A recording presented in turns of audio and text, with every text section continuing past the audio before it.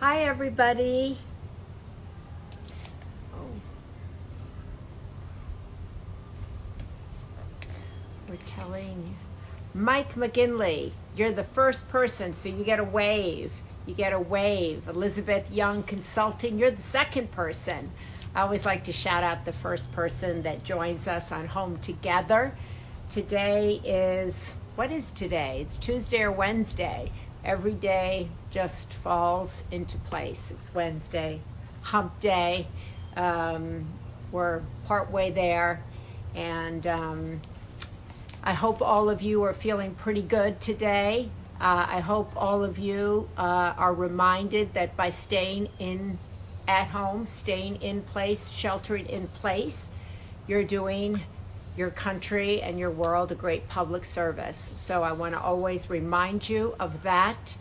You are doing something to help the world. You are doing something to help the essential workers who are working on the front lines of humanity, to help us all. So you are doing something productive and effective and helpful. So good for you, because I know for so many people it's really challenging. I know this time is really challenging for millions of people. Millions of people have filed for unemployment. Millions of people are homeschooling kids. Millions of people are caregiving elderly parents. It's tough all around. And that's why we do Home Together, to bring some joy, some inspiration, some uplifting news into your day. And we're so happy that so many of you have responded to it. So today I'm really excited because we're going to talk relationships. And you don't have to be in a relationship to be interested in what Mark Groves has to say. First and foremost, we're all in a relationship with ourselves, or at least we should be. I wasn't raised that way, to be in a relationship with yourself, to know yourself, to love yourself, to have compassion for yourself. But I've come to learn that that's critical, really important. It's something I stress to my children.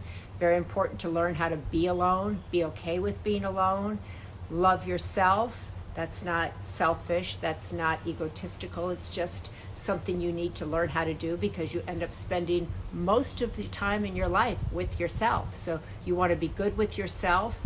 Mark Groves was saying on his Instagram just today, I think it was, this is an invitation, a government invitation to spend some time with yourself. So take advantage of it, and don't be worried if you're not in a relationship, if you're not dating, if you're not running around doing all of that. It's okay.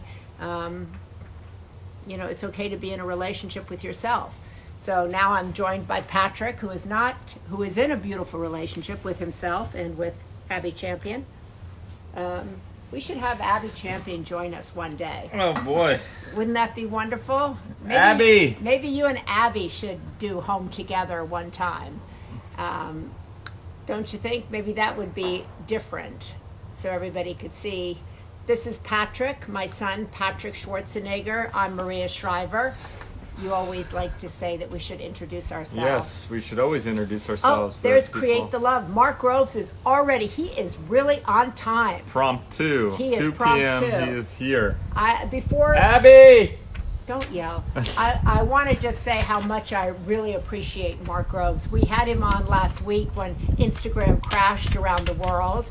And so he's very kind to come back and join us again. And I am an avid watcher of his account. I listen to what he has to say. I've been very helped by his work. So that's why I thought it would be really helpful to others to hear from him.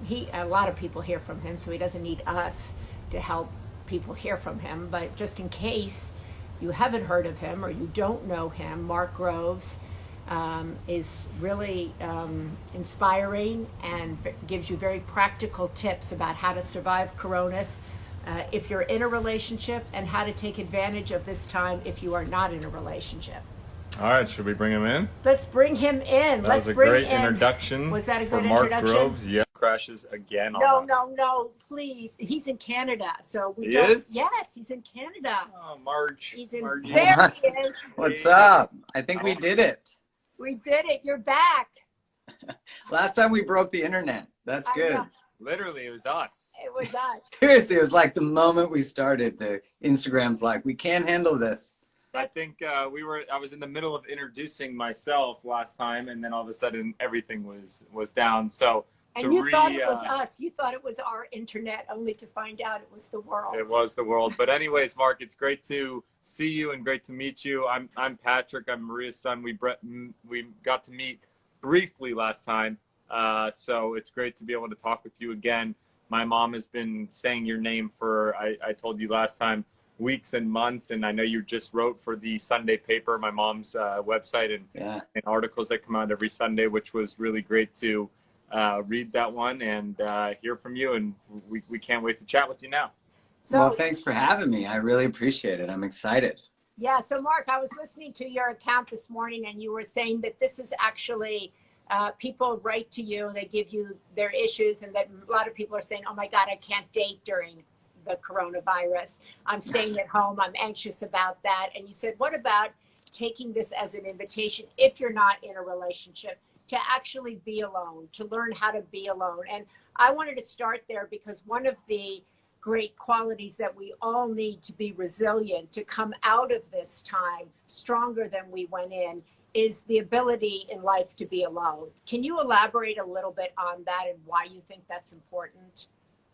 Yeah, you know what, we are in our society and just culture evolution rewarded for being in a relationship. And we know that when you're single, people ask why you're single. So there's a real rewards for being in a relationship. And I think this really comes from, one, a survival need for them. And also that, you know, when you are in a relationship, there's evidence that someone chose you. So then there's this idea that you're someone who's worthy of being chosen. So our worth lives in our relationship status. So this then perpetuates this idea that when we're alone, if I seek someone out, if I can find completeness. And you remember that from Jerry Maguire, you know, that famous line. I think if we're old enough, we remember that line where he said, you complete me. And really this idea that our wholeness is completed by another individual. And I think this is really offering us this time, because of course, if you're healthy and happy being alone, then you can date through this time, of course. I'm not saying don't do that. But if you're struggling to just take a 2-month break from not swiping, from not pursuing, I find so much of that energy that goes into seeking a partner is really avoidance of growth within self, of being present to feelings that are coming up, often from when we're young, that we, you know, I find that we try to save other people from feelings we don't know how to tolerate. And so I think in that, loneliness and aloneness are two different things. Loneliness is the idea that what you seek will be found in another. But aloneness is healthy, to be alone, to have a good sense of self, to be able to sit and, you know, and not pound a bottle of wine. Not to say that pounding a bottle of wine is not a great idea sometimes, but when it is to avoid a feeling. I'm sure wine consumption has skyrocketed in the last month and a half. Yeah, wine actually has skyrocketed. The other interesting thing is dating apps have skyrocketed as well. I saw that Match was up like 30% in time consumed during this time, and yet no one really went on a date from it. So it was really interesting how people just weren't only looking for it in the terms of going out on a date and stuff, but kind of going back to that idea that you're talking about of the loneliness, just someone for someone to chat with. The other thing I saw was that this was the biggest time where people went back to their exes and would go back and talk to them again, because it was kind of like a comfortability and a comfortable place for a lot of people. And I think people start to rationalize irrational decisions during this time with uncertainty and stuff. One of the things that's in your bio that I found really interesting was you talking about how great of a salesperson you were, how you had all these accolades in the business space, and you were always top of the class and got these awards, and you thought you were doing so great. And then at the same time, you couldn't find success at home in your relationship. So can you talk about that a little bit? Yeah, thank you for doing the thorough research. I like that. Trying to school him on that, yeah. Yeah, no, I love that. That's beautiful.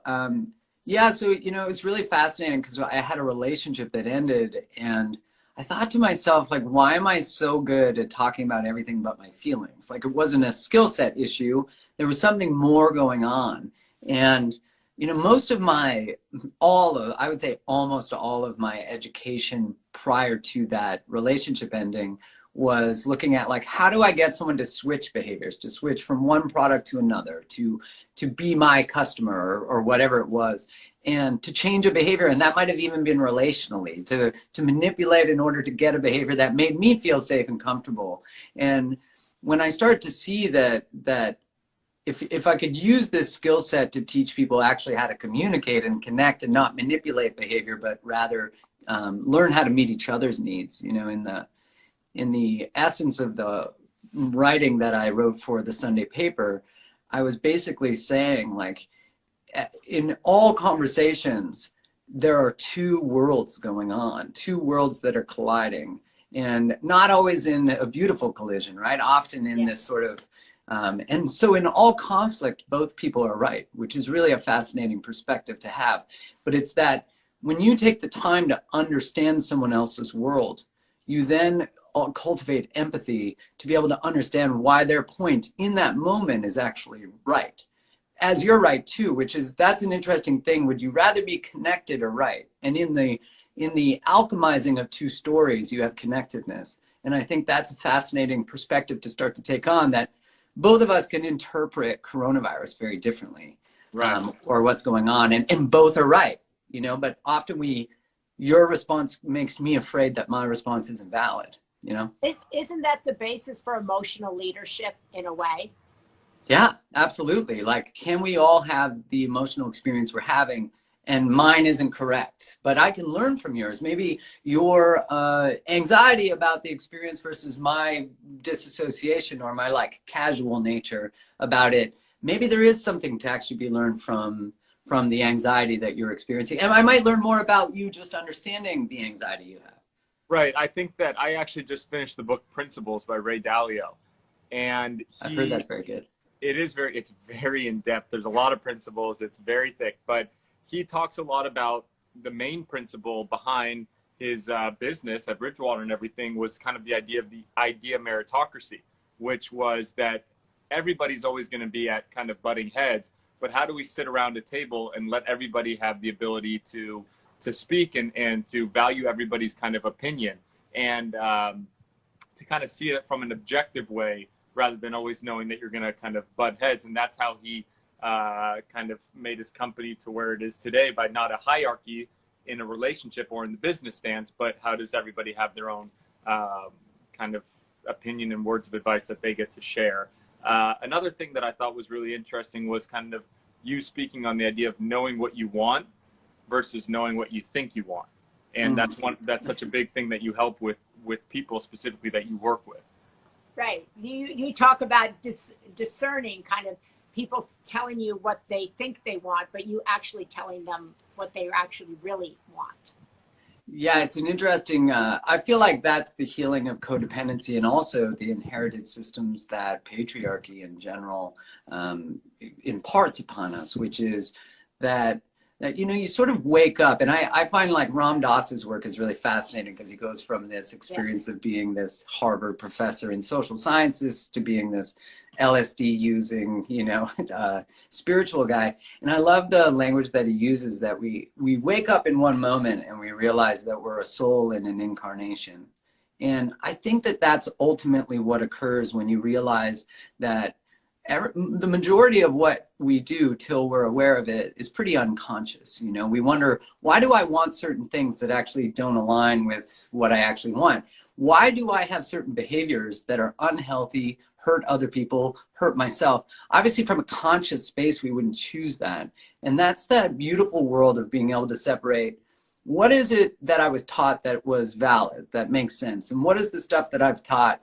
Because you see this a lot in sort of, not to pick on anything, but let's say like extreme Christianity that is afraid of gay marriage, that all of a sudden it affects their life in no way that someone might marry someone that they love. But because it threatens the underlying belief system, it causes us to cling tighter to the identity. Because if you accept that one thing might not be true in any aspect of identity, it doesn't matter what it is, then now you have to be open that many things might not be true. And I think that's a really fascinating pull. Again, the same experience.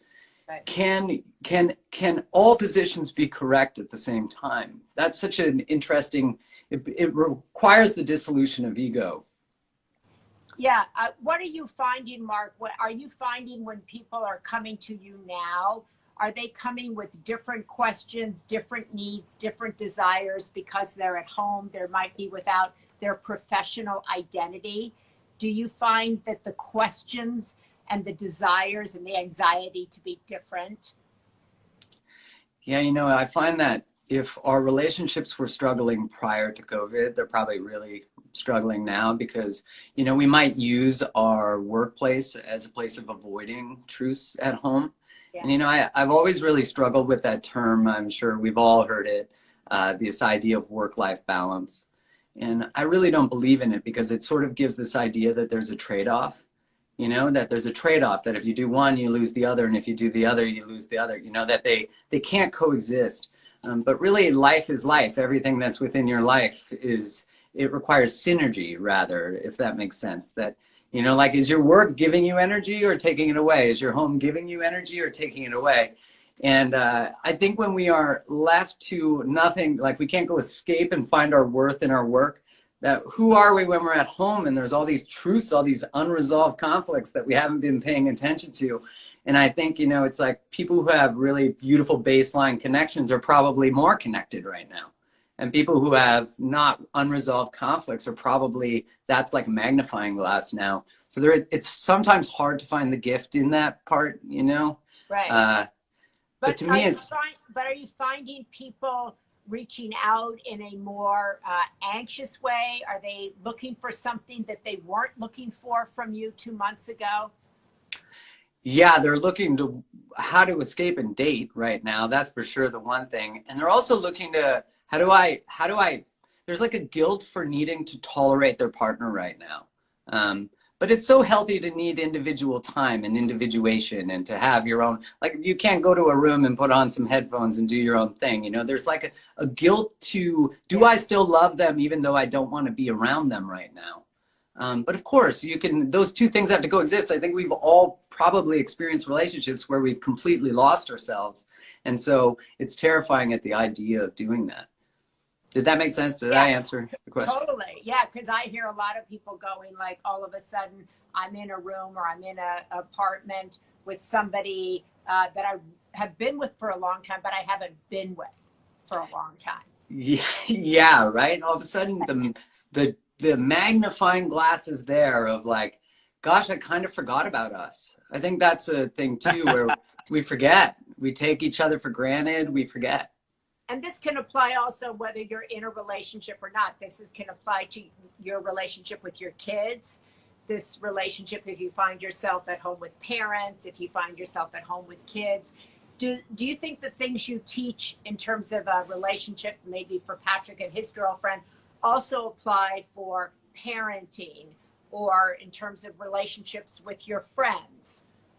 Yeah, I've certainly found a renewed connection to a lot of friendships that, I didn't prioritize. To say I didn't have time is really, I hadn't prioritized. And so I found a renewed connection in that. So there's certainly that. The side of, does it benefit in terms of children and all that? Yeah, because, I'm not a parent, so, as they say, you give the best parenting advice till you have kids. So I'm going to put that caveat in there. I have a dog, if that counts in any way. That counts. So I think I said before that we often have a hard time. We try to save people from feelings that we're not comfortable sitting in. I see that a lot in parenting, that we try to save our children from sitting in aloneness, from being bored, or from experiencing discomfort.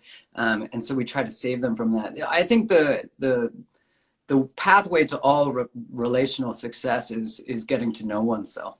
Because when you do that and what you value, then you know that you're living in integrity with your values. You know that you're operating at your best ability in terms of communication.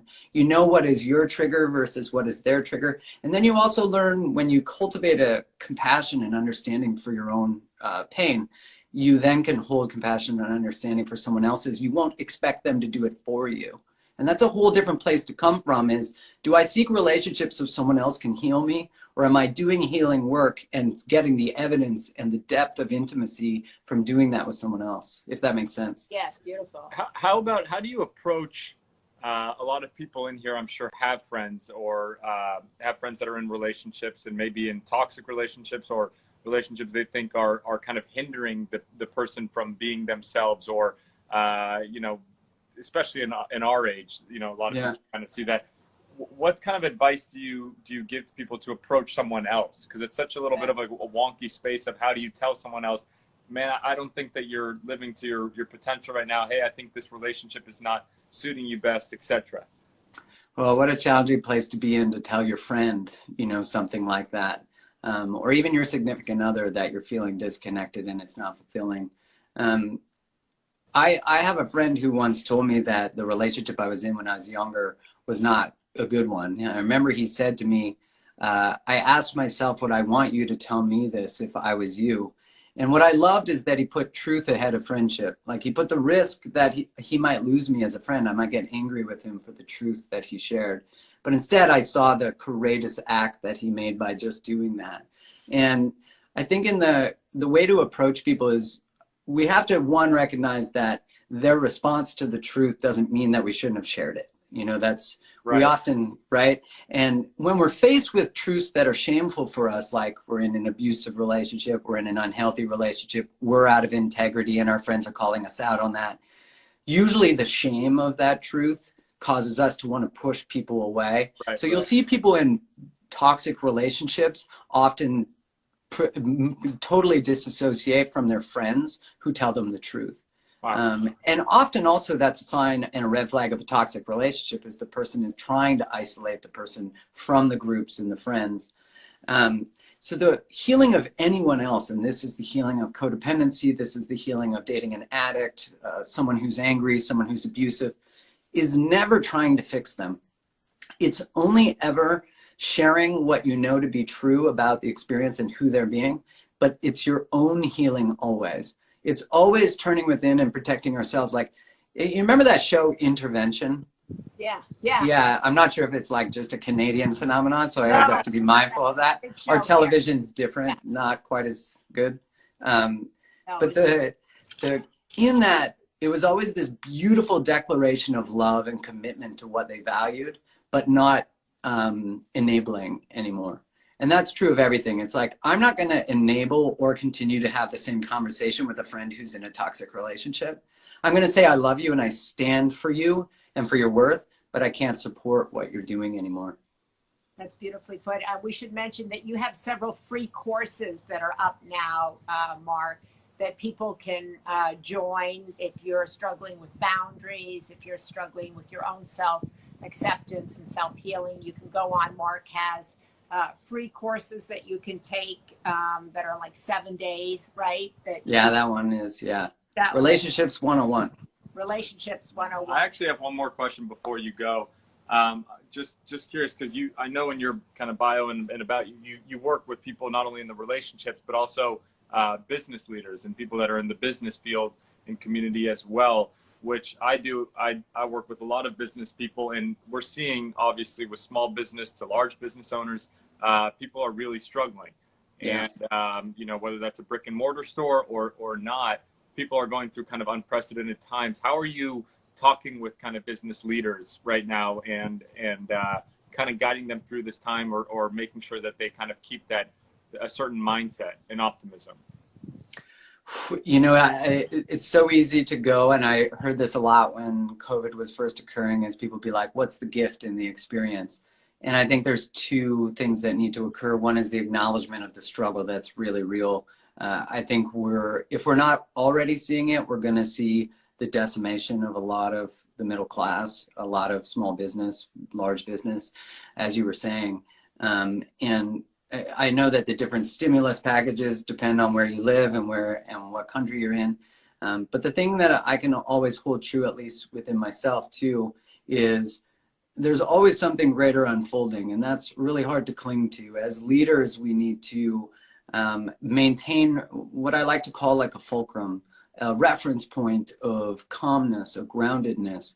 And that only comes from inner groundedness, that only comes from inner knowing. You know, we're all experiencing what is currently happening in such different ways and different levels of privilege and intersectionality. So, you know, like I have friends who work for restaurants who've been let go. I have friends who own restaurants that are closed now for good. And one of my friends said yesterday to me, who owns a furniture business, he said, I've always wanted to do something different, so maybe this is the opportunity for that.